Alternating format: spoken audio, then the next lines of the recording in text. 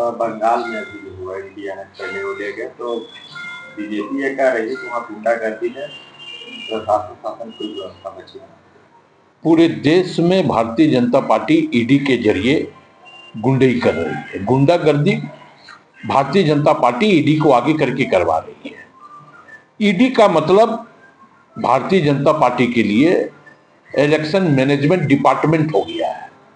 तो ईडी भाजपा के लिए चुनाव की रणनीति तैयार कर रही है। जिन जिन राज्यों में चुनाव का दस्तक होता है, ईडी का प्रवेश हो जाता है, ताकि विपक्ष के नेताओं को डरा सके, धमका सके और सत्ता हासिल ईडी के जरिए हम कर सके। यही भारतीय जनता पार्टी का चाल और चरित्र रह गया है। जब कोई विदेश के राष्ट्रपति डोनाल्ड ट्रंप जैसे कहते हैं कि हमारे चुनाव जीतने के बाद मोदी जी ने कहा कि सर मैं आपसे मिल सकता हूं क्या, तो देश के प्रधानमंत्री खामोश हो जाते हैं।